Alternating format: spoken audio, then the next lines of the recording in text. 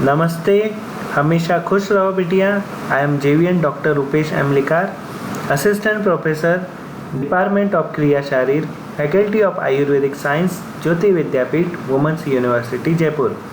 Today we will discuss the topic त्वचा। त्वचा यह मांस धातु का उपधातु है। चरक चिकित्सा स्थान में बताया गया है, रसात स्तन्यो ततो रक्तम अश्रोजा कंडरा सिरा मांसात वसा त्वचा षट्च मेदस स्नायु संभवाय। अतः यह मांस धातु का उपधातु है। चरक शारीर स्थान में बताया गया है कि त्वचा यह मातृज अवयव है। व्युत्पत्ति त्वक धातु से क्लिप प्रत्यय होकर त्वक तथा स्त्री प्रत्यय टापू होने पर त्वचा शब्द बनता है। निरुक्ति त्वक आवरणे, शरीर के बाह्य भाग में सर्वत्र व्याप्त तथा समस्त शरीर धातुओं को आवृत करने वाला यह पतला आच्छादन है। ये स्किन शरीर के सभी भागों को कवर करने का काम करने की वजह से, आवरण करने का काम करने के कारण इसे त्वचा कहा जाता है। पर्याय सिनोनिम्स। फर्स्ट, स्पर्शन। स्पर्श सेंसेशन त्वचा के थ्रू होता है, अतः इसे स्पर्शन कहा जाता है। छवि प्रकाश अथवा श्याम रूप इससे ही प्रकट होता है। जो भी रूप प्रकट होता है वह त्वचा के थ्रू, त्वचा के द्वारा ही प्रकट होता है, इसीलिए इसे छवि भी कहा जाता है। छादनी, छादनी मीन्स छादन करना, आवरण करना, यह एक संरक्षण कर्म है। अश्रुकधरा त्वचा को काटने से रक्त निकलता है, मतलब अश्रुक मीन्स रक्त, अश्रुक को धारण करने वाली, त्वचा में रक्त स्थित होता है, त्वचा को काटने से रक्त निकलता है, इसीलिए इसे अश्रुकधरा कहते हैं। ये सब कर्म सूचक पर्याय है। उसके बाद चर्म, कृति और अजिन, यह बाह्य आवरण सूचक पर्याय माने गए हैं। उत्पत्ति त्वचा की उत्पत्ति को सुश्रुत शरीर स्थान में एक उदाहरण के द्वारा समझाया गया है। जिस प्रकार उबलते हुए दूध में एक के नीचे एक संतानिका के स्तर बनकर मलाई की मोटी पपड़ी बनती है, परत बन जाती है, उसी प्रकार शुक्र शोणित इनके संयोग से गर्भ के प्रारंभिक विकास की अवस्था में ही कलर रूप में बीज धातु की पाक क्रिया के परिणाम स्वरूप 7 प्रकार की त्वचाएं बनती है। तत्र सप्त त्वचा अश्रुजा। पंचमहाभूतात्मक शरीर में रक्त का परिपाक होकर सप्त त्वचा की उत्पत्ति होती है, ऐसा अष्टांग हृदय में बताया गया है। इसके अतिरिक्त डल्हनचार्य ने बताया है, त्रिधा परिणमन के समय पोषक मांस पर मांसाग्नि की क्रिया होकर स्थायी मांस निर्माण होता है और इसी दौरान त्वचा की उपधातु स्वरूप में निर्मित व पोषण होता है।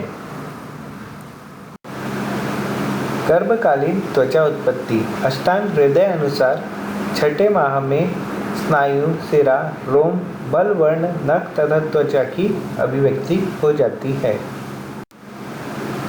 आयुर्वेद में आचार्यों ने त्वचा उत्पत्ति काल के संदर्भ में भिन्न भिन्न मत दिए हैं। याज्ञवल्क्य स्मृति के अनुसार चौथे माह में त्वचा उत्पत्ति होती है।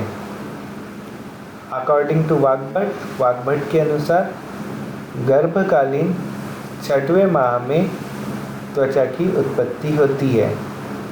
आचार्य चरक अनुसार छठवें माह में वर्ण की उत्पत्ति बताई गई है, अतः यह माना जा सकता है कि त्वचा की उत्पत्ति भी छठवें माह में ही होती है। According to modern science, all layers of epidermis is formed in 4th month of intrauterine life. Process of keratinization is seen at 23rd weeks. स्वरूप व गुण। त्वचा स्पर्शनेंद्रिय है, इस दृष्टि से इसको वायवीय पदार्थ कहा गया है। त्वचा में काठिन्य व मूर्तिमंत पार्थिव तत्व के कारण उत्पन्न होता है। त्वचा का में जो कांति होती है वो तेज महाभूत के कारण होती है। त्वचा की स्निग्धता, मृदुता व श्लक्षणता जल तत्व को प्रकट करती है। त्वचा में स्थित रोमकूप व छिद्र समूह आकाश तत्व को दर्शाते हैं। त्वचा में भ्राजक पित्त रहता है, जिससे त्वचा में उष्णता, कांति, प्रभा, वर्ण तथा छाया रहते हैं। अतः शरीर के प्राकृत वर्ण गौर, गौर अवदात, श्याम व श्याम अवदात इस प्रकार के वर्ण इसमें धारण किए जाते हैं और प्रकाशित होते हैं। The table shows types of त्वचा according to different acharyas. Now, functions of त्वचा, कर्म of त्वचा। फर्स्ट, आवरण, शरीर को सभी तरह से कवर करना, आवृत करके रखना तथा शरीर की रक्षा करना, यह त्वचा का ही कर्म है। स्पर्शनेंद्रिय त्वचा में स्थित होती है, अतः यह स्पर्श ज्ञान का आधार भी है।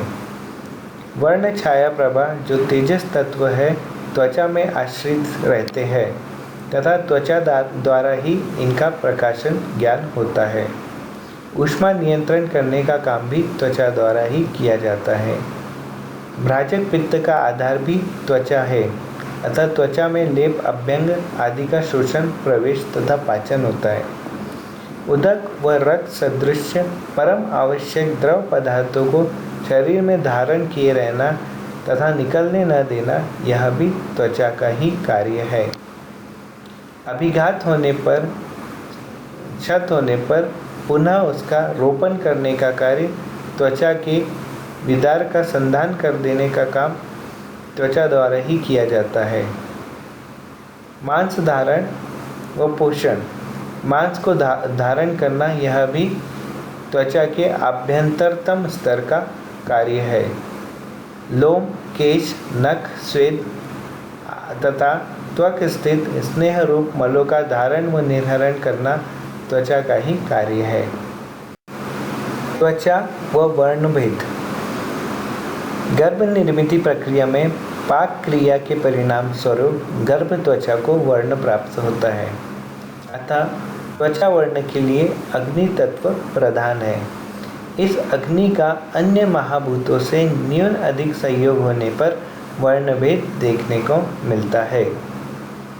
अग्नि व जल महाभूत मिलकर गौर वर्ण का निर्माण करते हैं। इसी तरह अग्नि और पृथ्वी अगर महाभूत अधिक हो तो कृष्ण वर्ण की निर्मित होती है।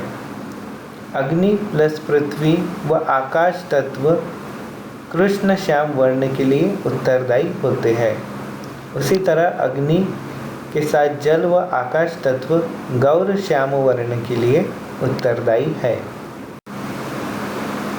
इसके साथ ही गर्भिणी के आहार सेवन पर भी गर्भ का वर्ण अवलंबित रहता है। त्वचा के वर्ण को प्रकाशित करने का कार्य त्वचा आश्रित भ्राजक पित्त द्वारा किया जाता है। त्वचा द्वारा ही पंचविध छाया व सप्त प्रभा के प्रकाशन का कार्य भ्राजक पित्त द्वारा किया जाता है। आकाश आदि पंच महाभूत के प्राधान्य से छाया 5 प्रकार की होती है।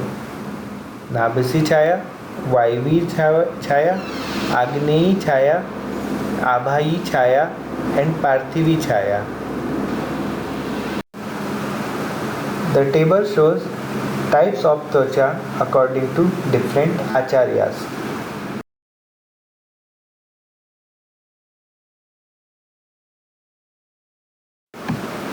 So here we end the topic Ayurvedic view of त्वचा, in which we studied definition of त्वचा, व्युत्पत्ति of त्वचा, properties of त्वचा and functions of त्वचा. This session is powered by Digital Version 2.0 Jyoti Vidyapeeth Women's University Jaipur. Hope you are satisfied with my digital session. If you have any query, please mention it in comment box. I will resolve it. Thank you.